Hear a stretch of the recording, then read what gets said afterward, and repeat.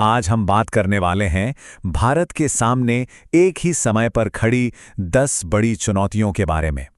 ये वो मुद्दे हैं जो हमारे देश की दशा और दिशा तय कर रहे हैं। तो सवाल ये उठता है कि कोई भी देश बाहरी खतरों से लेकर आर्थिक उतार-चढ़ाव और देश के अंदर चल रहे गहरे विवादों को इन सबको एक साथ कैसे मैनेज करता है। चलिए इसी जटिल पहेली को समझने की कोशिश करते हैं। तो चलिए शुरुआत करते हैं भारत के सामने खड़ी बाहरी चुनौतियों और विदेश नीति के दबावों से। सबसे पहले जरा चीन की शाओकांग विलेज वाली स्ट्रैटेजी को समझिए। ये नाम के लिए तो खुशहाल गांव हैं, पर असल में ये रणनीतिक चौकियां हैं। यहाँ प्रशासनिक इमारतें हैं, हेलीपैड्स हैं, यहाँ तक कि फायरिंग रेंज भी हैं। और यहाँ रहने वालों को कहा जाता है बिना वर्दी के सैनिक, जिनका हर घर एक तरह से निगरानी का काम करता है। और ये आंकड़ा तो खतरे की घंटी है। सोचिए, इन 628 गांवों में से पूरे 90% गांव अरुणाचल प्रदेश के ठीक सामने बनाए गए हैं। वही इलाका जिस पर चीन दक्षिण तिब्बत कहकर अपना दावा करता है। ये धीरे धीरे किसी क्षेत्र पर कब्जा करने की एक सोची समझी चाल है। अब चीन की सरहद से हजारों मील दूर चलते हैं, जहां एक और बड़ा संकट मुंह बाए खड़ा है। ईरान पर हुए हमलों के बाद हॉर्मुज़ जल डमरू मध्य, जो कि दुनिया के लिए एक बहुत ही जरूरी समुद्री रास्ता है, वो एक तरह से बंद हो गया है। और इसका भारत पर सीधा और बहुत गहरा असर पड़ता है। हमारी 80% से ज़्यादा एलपीजी, 75% यूरिया और बड़ी मात्रा में कच्चा तेल, सब कुछ इसी रास्ते से आता है।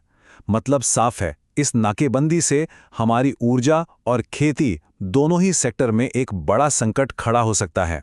तो यहाँ एक सवाल उठता है कि भारत को किसका साथ देना चाहिए। पर क्या भारत हमेशा से ही गुटनिरपेक्ष रहा है? इतिहास देखेंगे तो कहानी थोड़ी अलग नजर आती है।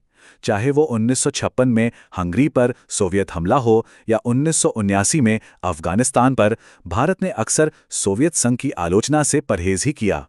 तो ये तटस्थता नहीं थी, बल्कि सोचे समझे रणनीतिक फैसले थे। अब लड़ाई सिर्फ सेना और अर्थव्यवस्था की नहीं रही, एक और मोर्चा खुल गया है, हमारी सांस्कृतिक विरासत का। जब रैल्फ लॉरेन जैसे बड़े ब्रांड ने भारतीय झुमकों को एक विंटेज एक्सेसरी बताकर बेचा, तो इस पर एक बड़ी बहस छिड़ गई कि क्या यह हमारी संस्कृति का अपमान है। ये स्लाइड दिखाती है कि असली दिक्कत कहाँ है। देखिए, कॉपीराइट कानून पारंपरिक डिजाइन्स को नहीं बचाता। डिजाइन कानून नए डिजाइन्स के लिए होता है, और ट्रेडमार्क तो किसी ब्रांड के लिए होता है, पूरी संस्कृति के प्रतीक के लिए नहीं। मतलब हमारी विरासत एक तरह के कानूनी वैक्यूम में है, कीमती है पर असुरक्षित है।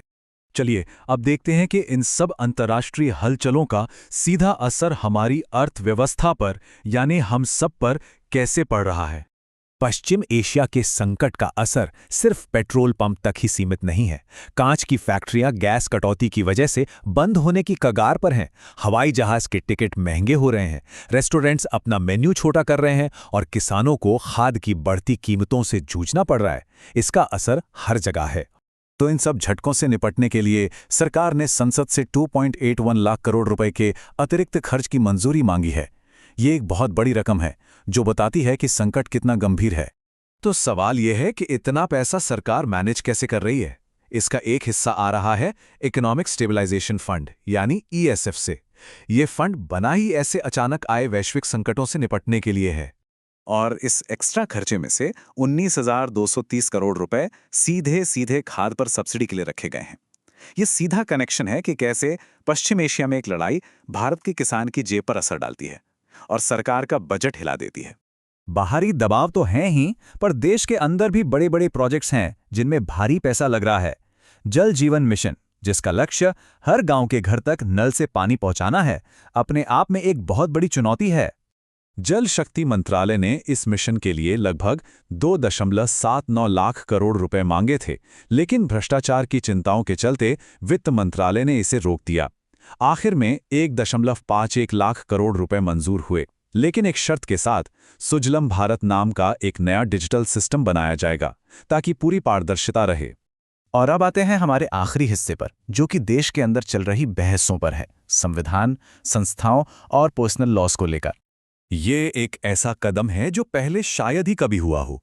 विपक्ष ने मुख्य चुनाव आयुक्त यानी सीईसी पर पक्षपात का आरोप लगाते हुए उनके खिलाफ ही महाभियोग की प्रक्रिया शुरू कर दी है।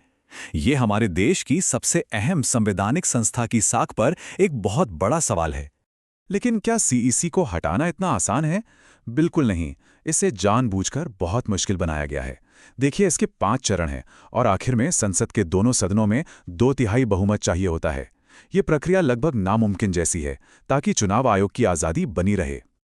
एक और मुद्दा जो बहुत गरमाया हुआ है वो है एंटी कन्वर्जन कानून। इनमें प्रलोभन जैसे शब्दों की परिभाषा इतनी बड़ी है कि उसमें बेहतर लाइफस्टाइल का वादा भी आ जाता है। और सबसे बड़ी चिंता की बात यह है कि इसमें सबूत का बोझ आरोपी पर होता है, यानी आपको खुद को बेगुनाह साबित करना होगा। अब इन सब पर्सनल लॉ की बहसों के बीच सुप्रीम कोर्ट से एक बहुत बड़ा बयान आया है। 1937 के शरीयत अधिनियम के कुछ भेदभावपूर्ण प्रावधानों पर बात करते हुए भारत के चीफ जस्टिस ने कहा कि इसका सबसे प्रभावी उत्तर यूनिफॉर्म सिविल कोड है। हालांकि उन्होंने ये भी साफ किया कि इसे बनाने का काम संसद का है। और आखिर में नागरिकों के प्रति सरकार की क्या जिम्मेदारी है, इस पर सुप्रीम कोर्ट की एक बहुत दमदार टिप्पणी। जब कोविड वैक्सीन के साइड इफेक्ट्स के मुआवजे की बात आई तो कोर्ट ने फैसला सुनाया कि सरकार सिर्फ एक दूर की दर्शक बनकर नहीं रह सकती। उसे नागरिकों के कल्याण और सम्मान की रक्षा के लिए एक सक्रिय संरक्षक की तरह काम करना होगा। तो हमने 10 अलग अलग मोर्चों को देखा, सरहदों पर तनाव से लेकर अदालतों में संवैधानिक बहसों तक, और ये सब एक ही वक्त पर हो रहा है। तो अब सोचने वाली बात यह है कि इन 10 चुनौतियों में से कौन सी वो चुनौती है जो भारत के आने वाले कल को सबसे ज्यादा आकार देगी।